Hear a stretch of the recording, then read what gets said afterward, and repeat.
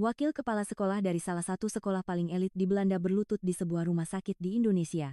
Annelies van der Berg, seorang conrektor di Stedelijk Gymnasium Leiden, sekolah bergengsi yang telah melahirkan Perdana Menteri dan peraih Nobel, menemukan dirinya berada di persimpangan antara hidup dan mati di tanah asing, Indonesia. Terserang radang kantong empedu akut, waktu yang ia miliki hanya 48 jam. Jika ini terjadi di Belanda, ia mungkin harus menunggu berhari-hari di ruang gawat darurat. Namun, apa yang ia saksikan di Indonesia adalah sebuah kejutan besar. Pada tahun 2024, jumlah pasien asing yang datang ke Indonesia melampaui 800.000 orang, menjadikannya pusat pariwisata medis di Asia Tenggara. Ia membuktikan alasan di balik fenomena ini dengan tubuhnya sendiri. Mengapa seorang pendidik elit yang begitu bangga dengan sistem kesehatan Belanda, akhirnya mengusulkan kepada Kementerian Pendidikan Belanda untuk mengadopsi sistem medis Indonesia setelah ia kembali? Kisah kebangkitan kesadaran yang luar biasa dari seorang pendidik ternama Belanda dimulai sekarang. Halo, nama saya Annelies van der Berg. Saya bekerja sebagai conrektor di Stedelijk Gymnasium Leiden, yang terletak di kota bersejarah Leiden. Sekolah kami, yang didirikan pada abad ke-14, adalah salah satu gimnasium paling bergengsi di Belanda. Mantan Perdana Menteri Mark Rutte pernah belajar di sini, dan kami telah menghasilkan banyak peraih Nobel. Kami adalah kebanggaan sistem pendidikan Belanda, membawa harga diri sebagai salah satu pusat kebudayaan Eropa. Pada bulan Maret 2024, saya sedang meninjau sebuah proposal unik dalam rapat Dewan Sekolah. Seorang kepala Departemen Humaniora mengajukan rencana studi tur ke Jakarta, Indonesia.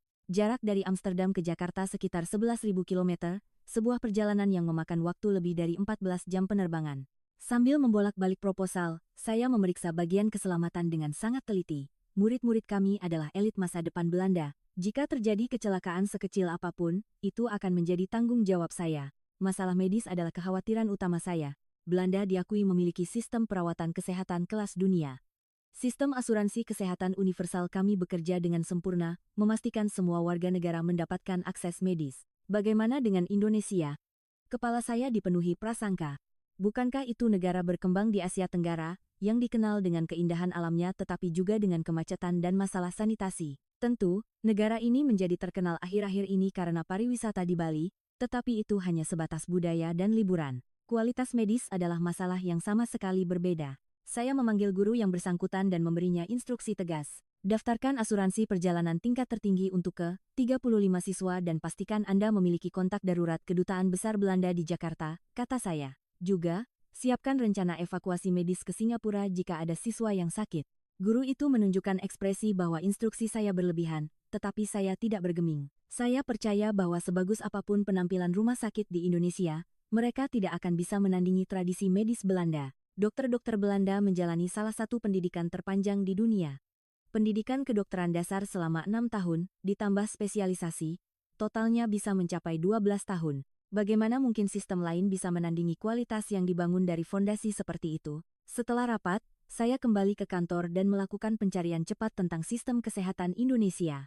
Beberapa artikel muncul, tetapi saya tidak menganggapnya serius. Ada berita yang menyebutkan Indonesia populer untuk wisata medis, tetapi saya berasumsi itu pasti hanya karena operasi kosmetik di Bali. Sambil menandatangani persetujuan proposal, saya menambahkan catatan terakhir, guru pendamping harus membawa kotak P3K lengkap dan instruksikan siswa untuk membawa obat-obatan pribadi yang cukup dari Belanda. Saya berpikir, akan sulit menemukan obat yang bisa kita percayai di sana.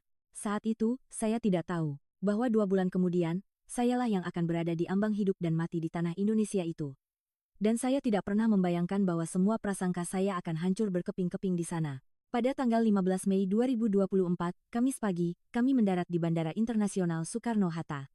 Setelah penerbangan 14 jam yang melelahkan, bandara itu jauh lebih modern dari yang saya duga. Fasilitas yang luas dan bersih, proses imigrasi yang efisien, dan staf yang ramah sangat mengesankan. Namun, saya tetap waspada. Bandara yang bagus tidak menjamin sistem medis yang bagus. Rombongan kami menuju pusat kota Jakarta. Pemandangan dari jendela bus sangat menakjubkan. Jalan tol modern yang menghubungkan bandara dengan kota, jalanan yang tertata rapi, dan rambu-rambu lalu lintas canggih di mana-mana. Ini setara, bahkan mungkin melebihi, beberapa jalan raya di Belanda.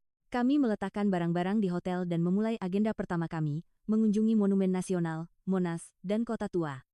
Para siswa sangat terkesan dengan budaya tradisional dan sejarah kolonial Indonesia. Saya sendiri mengagumi arsitektur megah dari era lampau. Namun, di benak saya, kekhawatiran itu masih ada. Pada malam kedua, Saat berjalan-jalan di dekat Pondok Indah di Jakarta Selatan, saya menyaksikan pemandangan yang mengejutkan. Sebuah tanda palang merah besar dengan tulisan Rumah Sakit Pondok Indah terlihat jelas. Skala bangunannya luar biasa, menjulang lebih dari 15 lantai dengan kompleks yang sangat luas. Saya bertanya kepada guru pendamping, dan dia berkata itu adalah salah satu rumah sakit swasta terbesar di Indonesia. Saya mencibir dalam hati. Bangunan besar tidak berarti kualitas medisnya tinggi, pikir saya. Leiden University Medical Center, LUM UMC, di Belanda, memiliki sejarah sejak abad ke-17. Tradisi dan pengalaman seperti itulah yang menciptakan keunggulan medis sejati. Pada sore hari ketiga, kami mengunjungi salah satu gedung pencakar langit di pusat Jakarta untuk melihat pemandangan kota. Cakrawala Jakarta terbentang di hadapan kami. Gedung-gedung tinggi yang memenuhi kawasan bisnis, puluhan jembatan yang melintasi sungai-sungai, dan lautan cahaya kota yang tak berujung. Saya harus mengakuinya, negara ini jauh lebih maju dari yang saya kira. Namun, saya tetap yakin, pembangunan ekonomi dan kualitas medis adalah dua hal yang terpisah. Secepat apapun Indonesia tumbuh, mereka tidak akan bisa menandingi tradisi medis yang telah dibangun Belanda selama ratusan tahun. Pada pagi hari keempat, saat berbelanja di sebuah mall modern, saya menemukan sebuah apotek. Apotek itu bersih dengan logo hijau yang khas. Karena penasaran, saya masuk. Apoteker menyapa saya dengan ramah dalam bahasa Inggris. Dan obat-obatan yang dipajang tertata dengan sangat sistematis. Saya membeli obat sakit kepala dan bertanya kepada apoteker, apa yang harus saya lakukan jika terjadi keadaan darurat di Indonesia?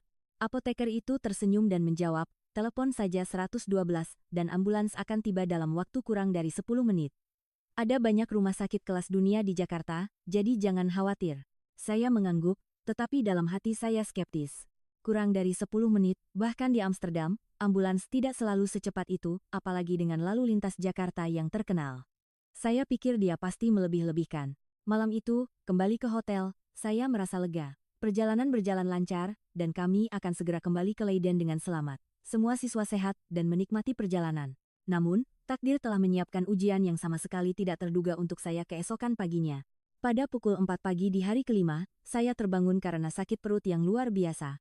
Awalnya, saya pikir itu hanya gangguan pencernaan biasa.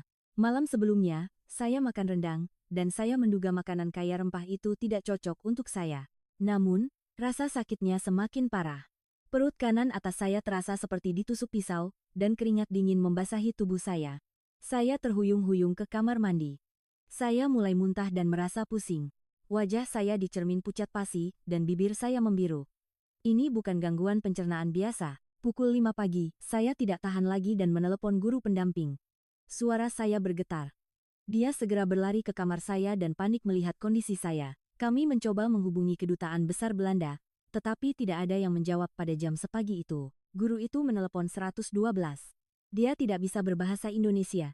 Jadi dia menjelaskan dalam bahasa Inggris. Yang mengejutkan, operatornya menjawab dengan lancar dalam bahasa Inggris. Setelah memberikan alamat hotel dan menjelaskan situasinya, operator itu dengan tenang berkata, ambulans akan segera tiba. Saya berbaring di tempat tidur, menatap jam.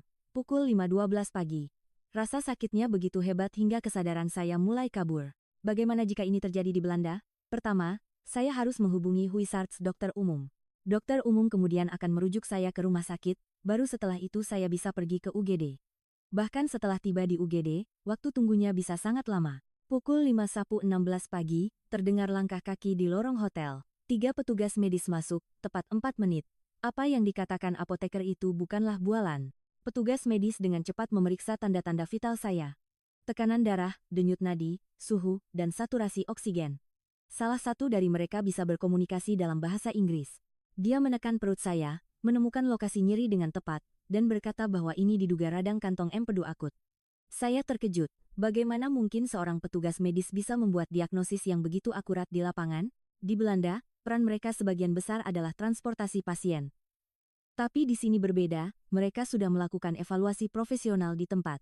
Di dalam ambulans saya diberi infus berisi pereda nyeri. Petugas medis itu menenangkan saya, kami sedang menuju rumah sakit Pondok Indah. Jangan khawatir, itu salah satu rumah sakit terbaik di Indonesia. Saya ingat nama rumah sakit itu. Itu adalah bangunan besar yang saya lihat beberapa hari lalu di dekat Pondok Indah. Saat itu saya meremehkannya, dan sekarang saya sedang menuju ke sana. Ambulans melaju kencang di jalanan Jakarta yang sepi di pagi hari. Sirene meraung, dan mobil-mobil lain dengan sigap menepi. Saya berpikir, jika ini di Amsterdam, saya mungkin masih menunggu ambulans atau sedang mencari taksi. Pukul 5.30 pagi, kami tiba di unit gawat darurat, UGD, Rumah Sakit Pondok Indah. Total 18 menit.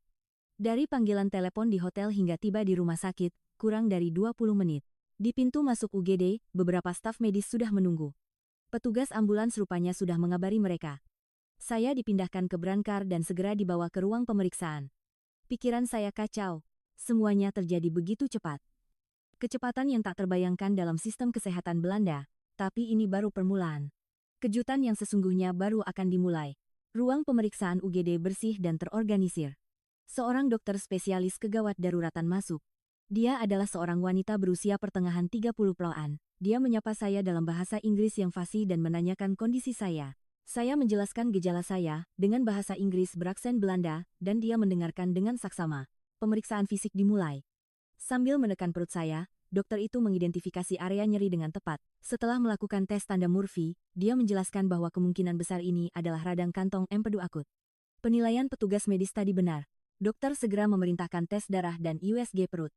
Pengambilan darah hanya butuh 1 menit, dan saya dipindahkan ke ruang USG dalam waktu kurang dari 3 menit. Semuanya cepat dan efisien. Selama USG, saya mengamati wajah teknisi. Dia melihat sesuatu di monitor. Setelah selesai, saya kembali ke ruang pemeriksaan. Dokter menunjukkan monitor dan menjelaskan, ada batu di kantong empedu Anda, dan peradangannya parah. Dinding kantong empedu menebal, dan ada cairan di sekitarnya. Dia berkata saya perlu segera berkonsultasi dengan dokter bedah. Saya panik, itu berarti saya butuh operasi. Pukul 6.30 pagi, seorang dokter spesialis bedah digestif turun ke UGD. Dia seorang pria berusia awal 43-an, dan juga fasih berbahasa Inggris. Dia mengatakan perlu dilakukan CT scan tambahan, dan saya setuju. Saya dibawa ke ruang CT scan. Peralatannya sangat canggih. Tampak setara. Atau bahkan lebih baru, dari yang ada di LUMC. Pemindaian selesai dalam waktu kurang dari 10 menit, dan hasilnya keluar dalam 30 menit. Dokter bedah itu menjelaskan lagi. Ini adalah radang kantong empedu akut dan direkomendasikan untuk dioperasi dalam 72 jam ke depan. Jika ditunda, bisa terjadi komplikasi seperti perforasi kantong empedu atau sepsis. Saya takut. Harus dioperasi di Indonesia? Tidak bisakah saya kembali ke Belanda untuk dirawat?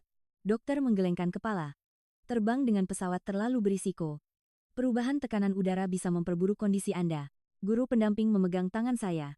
Saya harus membuat keputusan. Saya setuju untuk dioperasi di Rumah Sakit Pondok Indah. Tidak ada pilihan lain. Pukul 8 pagi, saya menjalani proses rawat inap. Yang mengejutkan, kamar rawatnya bersih dan modern. Saya mendapat kamar pribadi, lengkap dengan kamar mandi dalam, TV, dan sofa. Jauh lebih baik dari kamar standar di rumah sakit Belanda. Seorang perawat masuk dan memberikan orientasi. Dia juga bisa berkomunikasi dalam bahasa Inggris. Dia menjelaskan persiapan praoperasi dan memberikan formulir persetujuan. Semua dokumen ditulis dalam 2 bahasa, Indonesia dan Inggris. Pukul 10 pagi, Kepala Departemen Bedah datang langsung ke kamar saya. Dia menjelaskan bahwa mereka akan melakukan kolesistektomi laparoskopi. Ini adalah operasi invasif minimal, hanya melalui 3,4 sayatan kecil di perut, katanya. Pemulihannya cepat dan bekas lukanya minimal. Saya bertanya, berapa banyak pengalaman rumah sakit ini dalam operasi semacam ini? Kepala bedah tersenyum.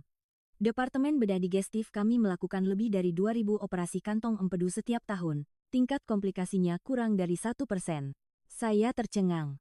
2.000 setahun. Bahkan rumah sakit besar di Belanda tidak mencapai angka sebanyak itu. Ini berarti tingkat pengalaman mereka sangat tinggi. Dia melanjutkan, menjelaskan bahwa seorang spesialis anestesi akan ditugaskan khusus untuk saya, dan operasinya akan memakan waktu sekitar 1 jam. Saya bisa pulang sekitar 3 hari setelah operasi. Saya mengangguk. Meskipun tidak punya pilihan, anehnya saya merasa tenang. Saya merasa bisa mempercayai rumah sakit dan tim medis ini. Pukul 2 siang, jadwal operasi saya ditetapkan, keesokan harinya pukul 9 pagi. Saya berbaring di tempat tidur, menatap langit-langit. Bagaimana jika ini di Belanda? Menunggu di UGD saja bisa berjam-jam.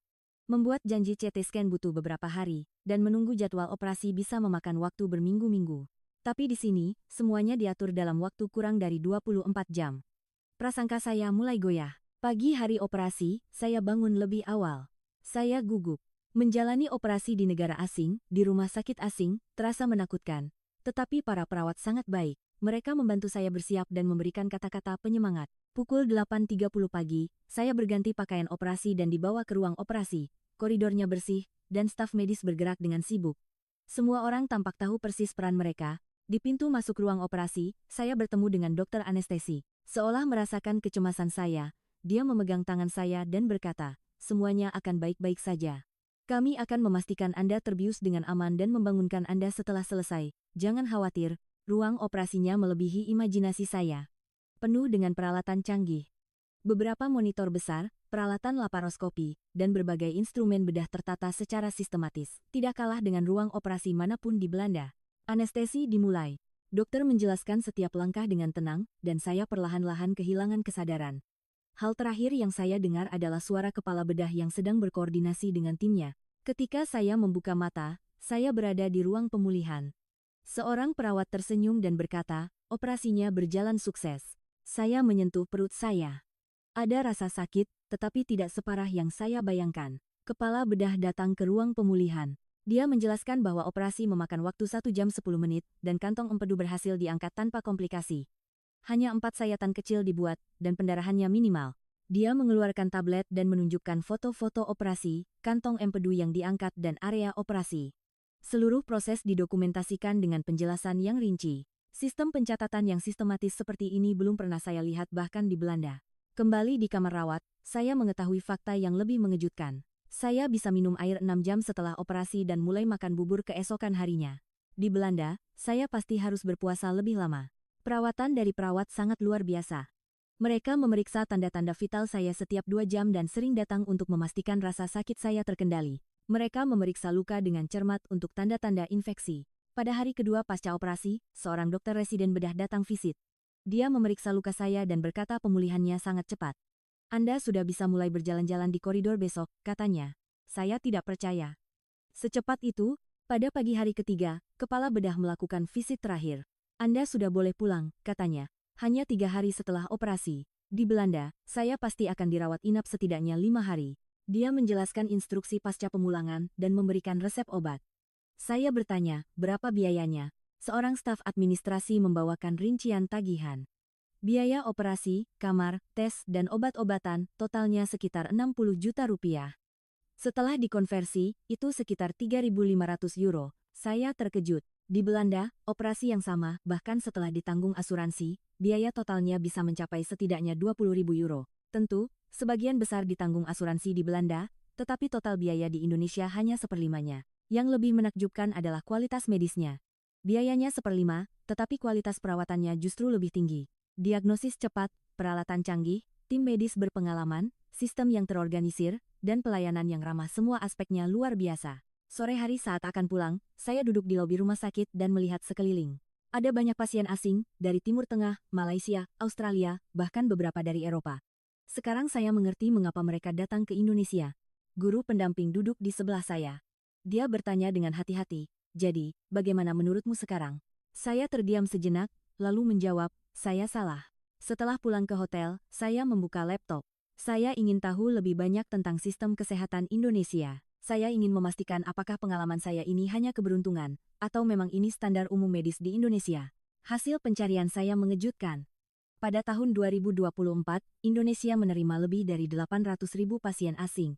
Angka ini meningkat tajam dari tahun-tahun sebelumnya, menandakan kebangkitannya sebagai pusat pariwisata medis di Asia Tenggara. Yang lebih mengejutkan adalah peringkat rumah sakit. Saya menemukan daftar rumah sakit terbaik di Asia Tenggara yang dirilis oleh sebuah majalah kesehatan internasional.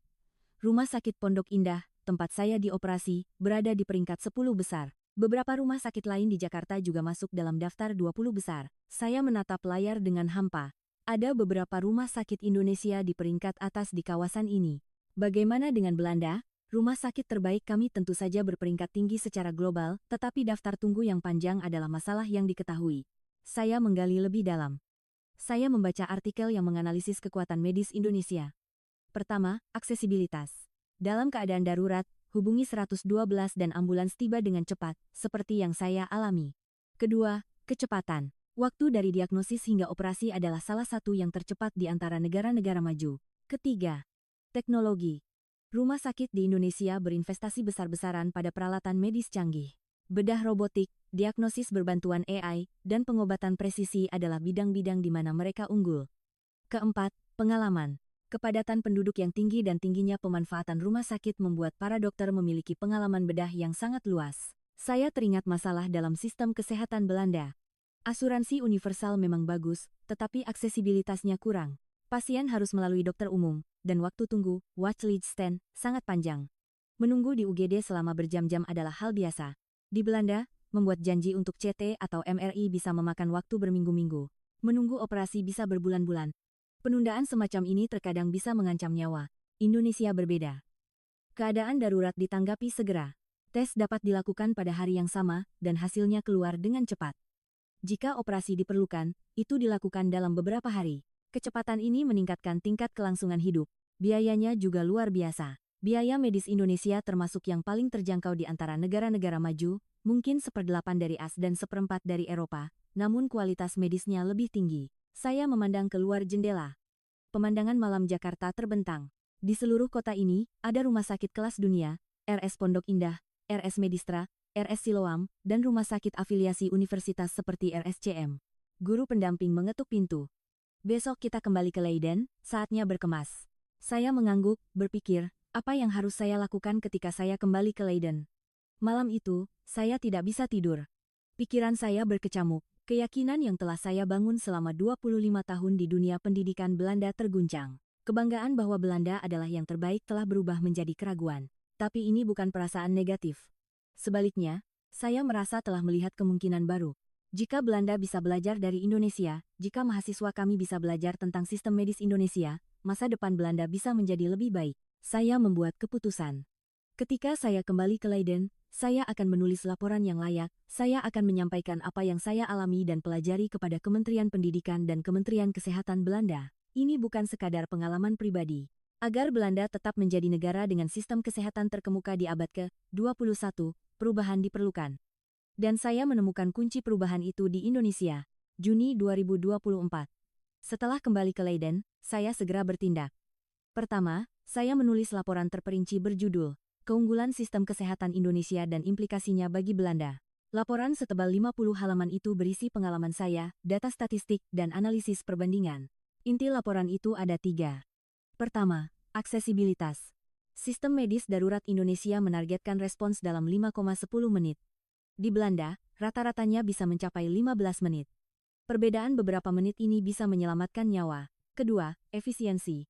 Indonesia meminimalkan waktu dari diagnosis hingga pengobatan. Tidak ada waktu tunggu yang tidak perlu. Di Belanda, sistem yang birokratis memaksa pasien melewati banyak tahap.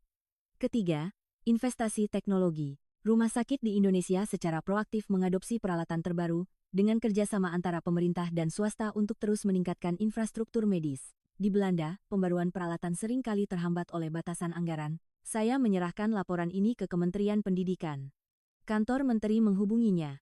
Mereka terkesan dan meminta saya untuk presentasi langsung. Saya mengunjungi kantor Menteri dan memberikan presentasi selama 1 jam. Menteri mendengarkan dengan serius, terutama tertarik pada sistem pendidikan kedokteran di Indonesia. Dia bertanya tentang kurikulum fakultas kedokteran, pelatihan residensi, dan sistem sertifikasi spesialis. Saya menjelaskan sedetail yang saya tahu. Setelah pertemuan, Menteri mengusulkan, bagaimana kalau kita membuat program pertukaran medis Belanda-Indonesia? Mahasiswa kedokteran Belanda bisa magang di Rumah Sakit Indonesia dan belajar dari sistem mereka. Saya sangat antusias. Inilah yang saya inginkan. Tetapi saya ingin melangkah lebih jauh. Saya menyarankan agar Kementerian Kesehatan juga dilibatkan. Beberapa minggu kemudian, pertemuan dengan Kementerian Kesehatan dijadwalkan. Saya mempresentasikan laporan yang sama, kali ini di hadapan para ahli medis. Reaksi mereka beragam, beberapa skeptis. Bukankah biaya medis di Indonesia rendah karena kompensasi untuk staf medisnya juga rendah? Tanya seseorang. Saya menunjukkan data statistik yang membuktikan bahwa pendapatan rata-rata dokter spesialis di Indonesia kompetitif. Bahkan terkadang lebih tinggi dari di Belanda. Yang lain menunjukkan minat. Mereka ingin tahu lebih banyak tentang sistem kesehatan digital Indonesia, rekam medis elektronik, dan teknologi diagnosis AI. Saya menjelaskan secara rinci apa yang saya alami. Hasilnya, Kementerian Kesehatan memutuskan untuk membentuk delegasi studi banding ke Indonesia. Sebuah tim yang terdiri dari para ahli kebijakan kesehatan, administrator rumah sakit, dan dokter akan mengunjungi Indonesia untuk melihat dan belajar langsung. Saya diminta menjadi penasihat untuk delegasi ini. Kunjungan 2 minggu dijadwalkan pada bulan September. Sambil mempersiapkan perjalanan kedua saya ke Indonesia, saya merasa bersemangat. Kembali ke sekolah, saya berbagi pengalaman saya dalam rapat guru. Banyak guru yang terkejut. Sulit dipercaya Indonesia semaju itu, kata mereka.